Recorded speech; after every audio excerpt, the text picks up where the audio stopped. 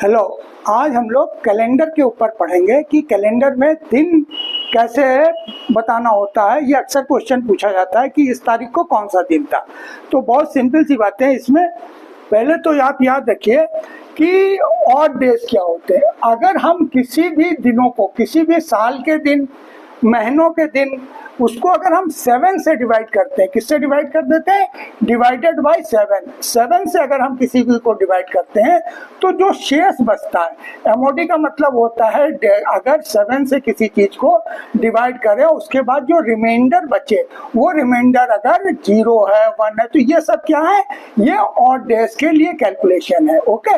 अगर किसी भी चीज, किसी महीने या साल के दिनों को 7 से डिवाइड करने के बाद में जो रिमाइंडर बचता है वो हमारा ऑड डेज कहलाता है। और ऑड डेज अगर 0 आंसर है तो संडे होता है, अगर ये 1 आता है तो मंडे, 2 आएगा ऑड डेज तो ट्यूसडे। इस तरीके से अगर डिवाइड करने के बाद जो भी रिमाइंडर बचे उस हिसाब से आपको दिन बताने होते हैं। अब ये ऑड डेज के लिए कुछ नियम बना दिए गए हैं, जैसे लीप ईयर। आपको पूरे साल का कैलकुलेशन नहीं करना, दिनों का दिन गिनेंगे फिर 7 से डिवाइड करेंगे, तो वैसा नहीं करना। आपका इन्होंने एक रेडीमेड बता दिया है कि लीप ईयर में सिर्फ 2 ही दिन रिमाइंडर होते हैं, तो 2 लीप ईयर में 2 होंगे। ऑर्डिनरी साल यानी 365 दिनों का अगर साल होगा तो 1 होगा। लीप ईयर क्या होता है? वो साल जो 4 से डिवाइड हो जाते हैं, जो 4 से डिवाइड होते हैं वो सब लीप ईयर होते हैं। या फिर वो 4th सेंचुरी हो, हर चौथी सेंचुरी एक लीप ईयर होती है। 4th सेंचुरी जो चौथी सेंचुरी होती है, जैसे 4, 8, 12, 4th सेंचुरी अगर सेंचुरी है तो 4th वाली लीजिएगा, 4, 8, 12, 16, 20, 24, ये अगर सेंचुरीज है तो यही सेंचुरी सिर्फ लीप ईयर होती है। और लीप ईयर कौन सी होती है? 100 वाला डिवाइड मत लीजिएगा, 100, 200, 300 वाला मत लीजिएगा, उसका कैलकुलेशन अलग से दिया हुआ है। ठीक है, तो 400 साल अगर है, 800 है, तो इस तरीके से, तो 400 सालों पे ये हमेशा 0 होता है। ओके। तो लीप ईयर क्या हुआ कि साल के दिन बने, जैसे 365 जिसमें फरवरी 29 दिनों की होती है, हर चौथे साल में आती है, हर चौथे साल होती है। ठीक है, वो 2 होते हैं। ऑर्डिनरी ईयर में 1 होता है, इसमें 365 दिन होते हैं, इसमें 300, इसमें 366 होते हैं, इसमें 365। और ये याद रखिए 100 दिनों में ऑड डेज 5, 200 में ऑड डेज 3 और 300 में ऑड डेज 1 होता है। ये कैलकुलेशन पहले से ही आपको याद रखना है, जिससे कि सवाल करते वक्त आपको कोई तकलीफ ना हो। तो इतनी चीजें आपको याद रखनी। अब हम लोग इस सवाल को कर लेते हैं। तो इस सवाल में जो भी पहले साल दिया हो उसको इससे टुकड़े कर लीजिए। तो 1900 के टुकड़े कर ले तो 1900 में कितने? 400, 1600 तो हम ऐसे ही लिख सकते हैं, 1600, क्योंकि वो 4, 4, 16 भी बताया था ना, 4, 8, 12, 16। तो 1600 में कितने हो गए? 0। ऑड डेज कितने हो गए? 0 हो गए। 16 में ऑड डेज 0 हो गए। अब बचे 300। 300 का ऑड डेज 1 होता है, ये भी आपने लिख लिया। अब 47 का कौन सा दिन? तो 47 नहीं, 46 ईयर्स का। 46 ईयर्स में आप निकाल लीजिए लीप ईयर कितने हैं, लीप ईयर कितने हैं, ऑर्डिनरी ईयर कितने हैं। ठीक है, ये हम दोनों का निकाल लेंगे। कैसे निकालेंगे? तो इसको हम 4 से डिवाइड कर दें 46 को, तो 46 को 4 से आपने डिवाइड कर दिया तो आपके पास कितना आ जाएगा? 12, 4 कम 4 और 11, बाकी तो कटेगा नहीं। तो 4 से इसको डिवाइड कर दीजिए भाई। 4 से 46 को करेंगे तो 4 1 जा 4 और 6, 4 1 जा 4। ठीक है, 11 ही तो आएगा, ये कटेगा नहीं। तो 11 तो आपके पास क्या हो गए? लीप डेज हो गए। तो लीप डेज में क्या होते हैं? 2 दिन होते हैं, पहले ही बताया। तो इसमें 2 ऑर्डिनरी दिन हो गए, माने 22 दिन हो गए।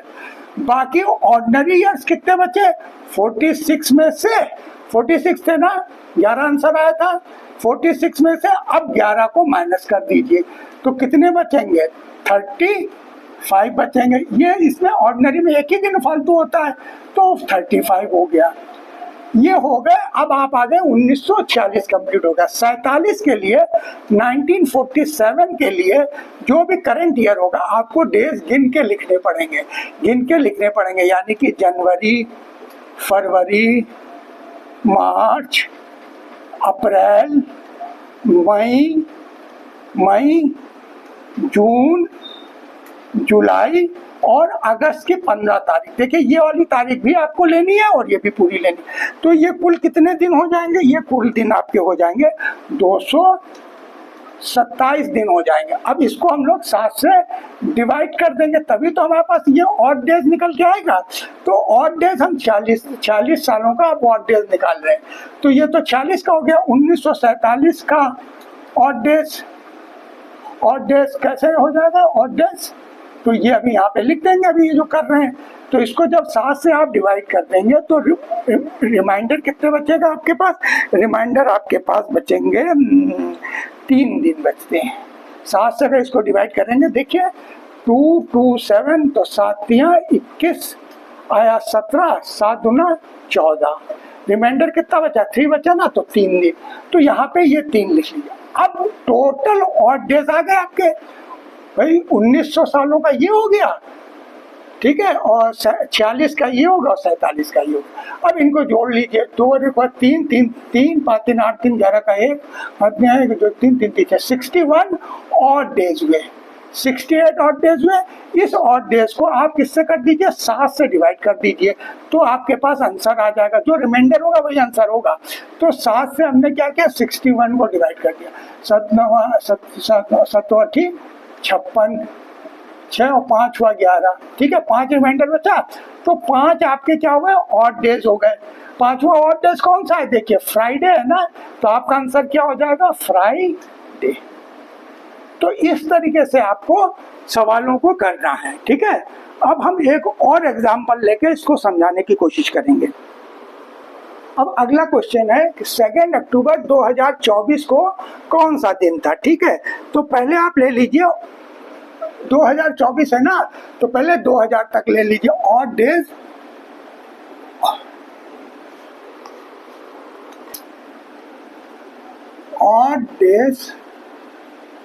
फॉर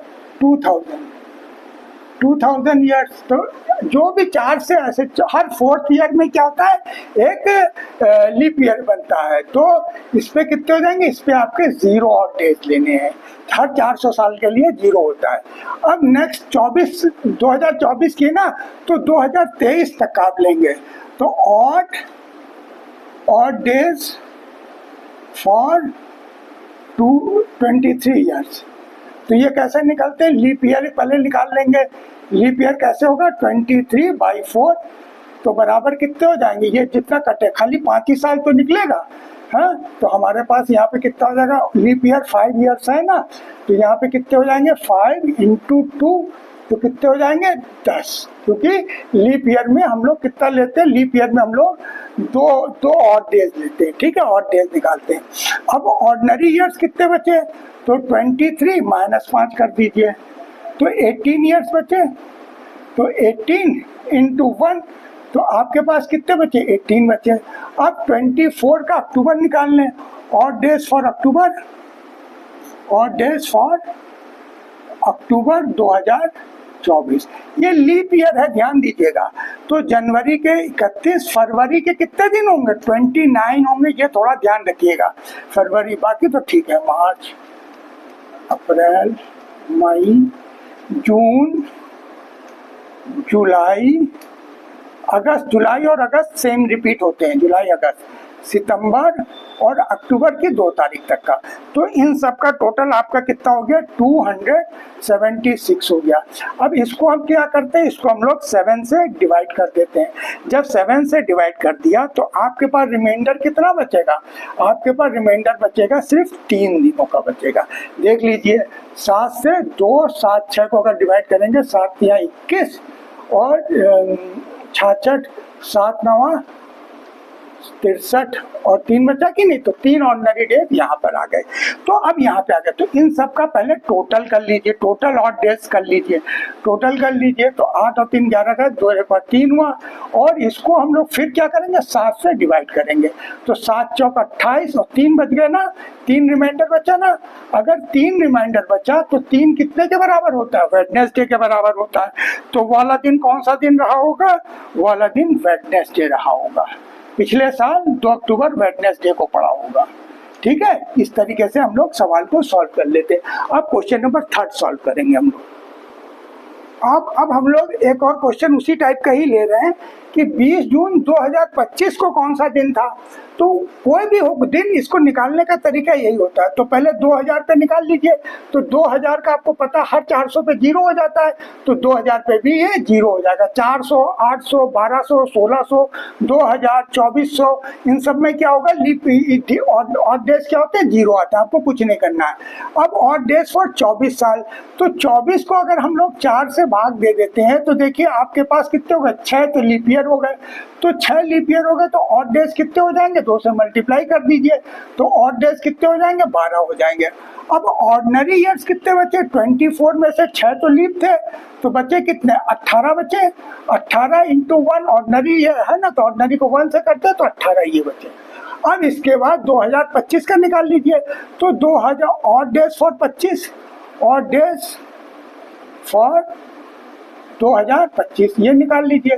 कैसे निकाल लेंगे, जून तक का निकालना है ना, तो जनवरी फरवरी 28 दिनों की, फरवरी क्योंकि आपकी लीप ईयर नहीं है, 28 जनवरी फरवरी मार्च अप्रैल मई और जून का 20 तारीख, ठीक है। इन सबको आपने जोड़ लिया, इन सबको अगर आप जोड़ लेंगे तो आपके पास आ जाएगा 171, ठीक है। और इसको किससे डिवाइड करेंगे, 7 से करेंगे।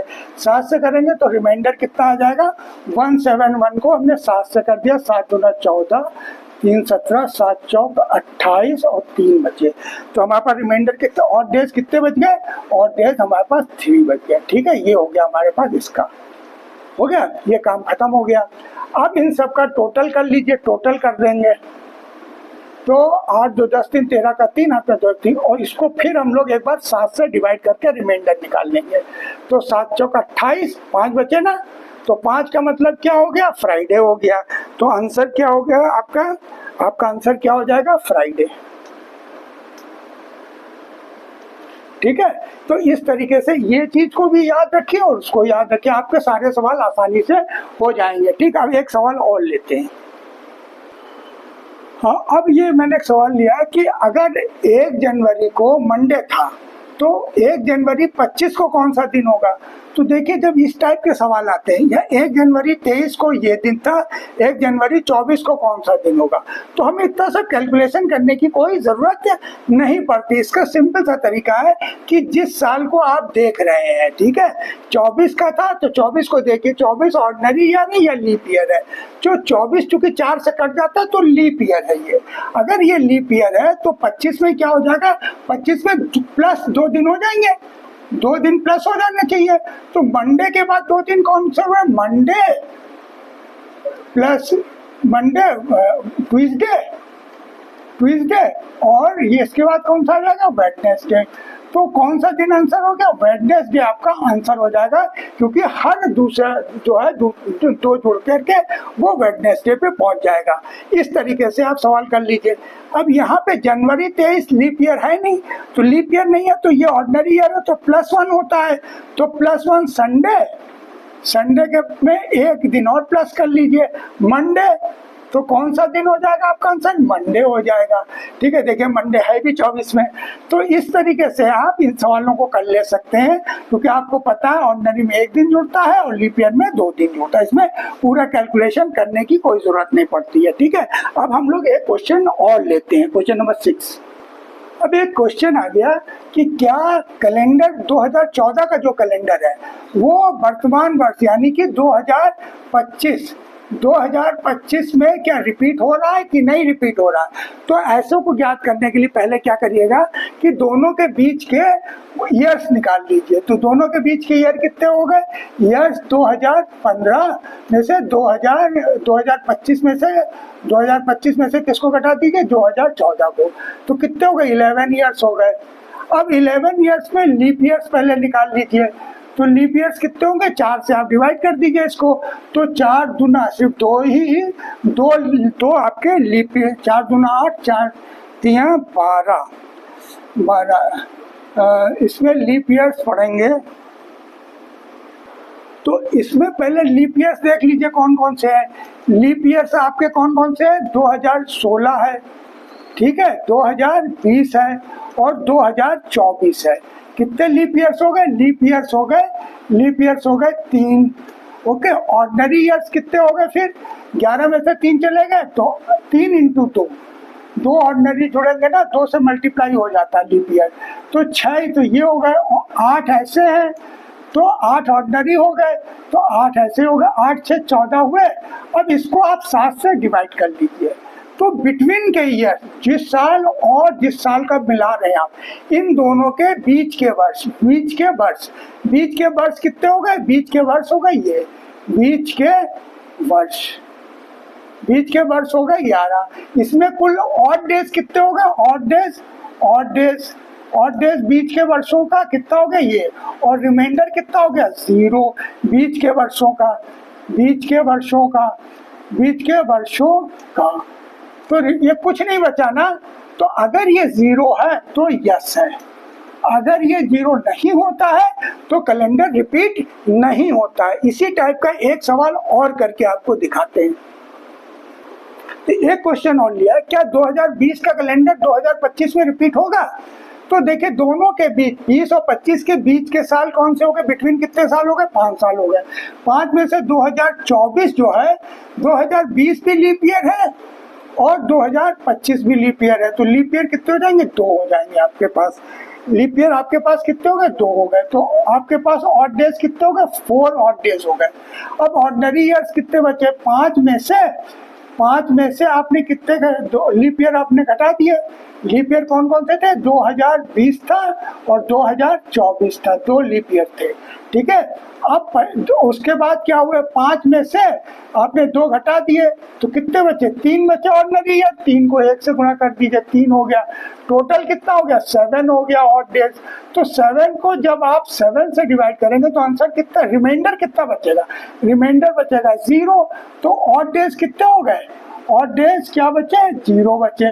तो अगर दोनों सालों के बीच में रिमाइंडर 0 बचता है, के बीच में रिमाइंडर अगर 0 बचता है तो कैलेंडर रिपीट होता है। तो आपने क्या देखा कि यहाँ भी कैलेंडर रिपीट होगा। इसका मतलब है कि हर 11 साल, जो पहले वाला सवाल किया था, और ये 5वां साल और 5वां साल, इनमें क्या होते हैं, कैलेंडर रिपीट हो जाते हैं, लेकिन आपको कैलकुलेशन देखना पड़ेगा, इसलिए क्योंकि ये जो लीप ईयर है ना, ये इनमें से गड़बड़ कर देता है। इसलिए कभी 11वें में होता है और कभी 5वें में जाकर के हो जाता है।